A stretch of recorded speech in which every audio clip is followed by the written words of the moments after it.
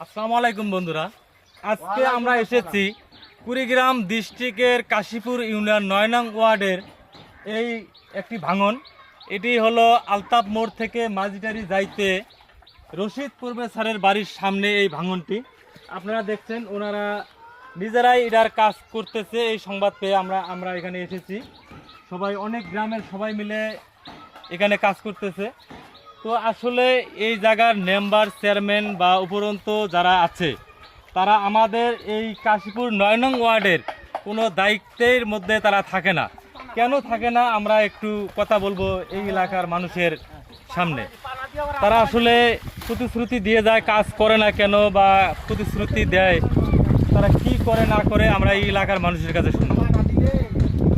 দাদা আপনি একটু বলুন। ধন্যবাদ আপনাদেরকে।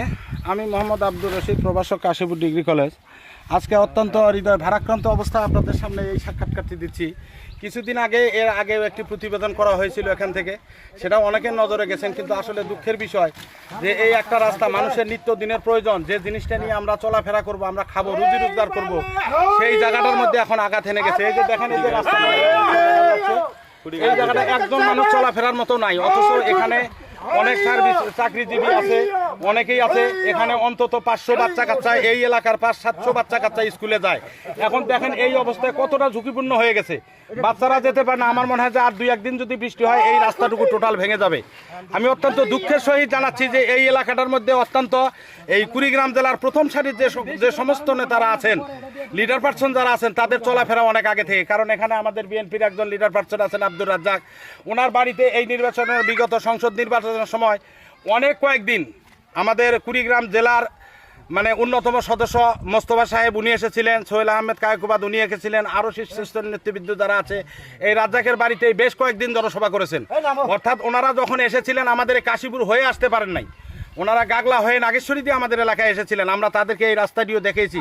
সামনে এই রাস্তারই একটু পরেই একটা ব্রিজ আছে, সেই ব্রিজটারও ভগ্নদশা। এর আগেও বেশ কিছু ছবি দিয়েছিলাম, ইউটিউবে দিয়েছিলাম, তারা সারা বাংলাদেশের মানুষও দেখেছেন। কিন্তু আমি দুঃখের সহিত জানাচ্ছি যে আমাদের এই যারা কুড়িগ্রামের যারা কর্তৃপক্ষ আছেন, ফুলবাড়ির যারা কর্তৃপক্ষ আছেন, কাশীপুর ইউনিয়নের যারা কর্তৃপক্ষ আছেন, তাদের নজরে আমি মনে হয় দৃষ্টি আকর্ষণ করতে পারি নাই। আজকে অনেক দুঃখ ভারাক্রান্ত লোক নিয়ে এই এলাকার জনসাধারণকে নিয়ে বাস কেটেছি, ঠেলা গাড়ি দিয়ে মাটি কেটে কোনো রকম যাতায়াতের রাস্তাটা তৈরি করার জন্য আমরা চেষ্টা করতেছি আনপ্রাণ। আমাদের তো জীবন বাঁচাতে হবে, আমরা রুজি রোজগার করি, এই রাস্তা দিয়েই চলাফেরা করি। আমাদের এখানেই বড় একটা প্রতিষ্ঠান আছে, কুড়িগ্রাম জেলার অন্যতম একটা শীর্ষ প্রতিষ্ঠান কাশীপুর ডিগ্রি কলেজ। এখানে এই কলেজের বাচ্চা কাচ্চারাও আছে। তারা এই রাস্তার কারণে বৃষ্টি শুরু হলে আর যেতে পারে না। এইখান থেকে শুরু করে কলেজ মোড় পর্যন্ত এই রাস্তাটা অত্যন্ত ভগ্নদশা। এখানে একজন রুগী যদি মারা যায়, মারা যাওয়ার পরবর্তীতে ওই কাশীপুর কলেজ মোড় থেকে ঘাড়ে করে নিয়ে আসতে হবে। আমরা মাইক্রো দিয়ে, অ্যাম্বুলেন্স দিয়ে আমরা নিয়ে আসতে পারবো না। তা আমি বাংলাদেশের নাগরিক হিসেবে ন্যূনতম তো আমার এই চাহিদাটুকু আছে। আমি মারা গেলে আমার লাশটা অ্যাম্বুলেন্স করে বা ঠেলা গাড়িতে করে আমার বাড়িতে আসবে, কিন্তু সেই অধিকার থেকে আমি বঞ্চিত হচ্ছি। আমি তো ট্যাক্স দিচ্ছি, আয়কর দিচ্ছি, সবকিছুই দিচ্ছি, আমি এই ন্যূনতম অধিকার কেন পাবো না? কেন এই এলাকাটার উপরে ইউনিয়ন পরিষদ থেকে শুরু করে এত কেন ষড়যন্ত্র? এখানে নেতারও অভাব নাই। 9 নম্বর ওয়ার্ডে কাশীপুর ইউনিয়নের জামাতের লিডার আছে, বাংলাদেশ বিএনপির লিডার আছে, সকল শ্রেণীর লিডার আছে, কিন্তু কাদের নজরে কেন আমরা দৃষ্টি আকর্ষণ করতে পারতেছি না? আজকে আমি একটা প্রবাসক মানুষ হয়ে মানুষের দ্বারে দ্বারে ঘুরে লোকজন নিয়ে সাহায্য চেয়ে বাঁশ নিছি, সুতা নিছি, তার নিছি, টাকা নিছি, এগুলো নিয়ে আমি এই যে লেবার দিয়ে, লোকজন দিয়ে, শ্রমিক নিয়ে আজকে আমি কাজ করতেছি। কেন? আমি বাংলাদেশের মানুষ হিসেবে আমি আর একটু ন্যূনতম পাওয়ার অধিকার আছে।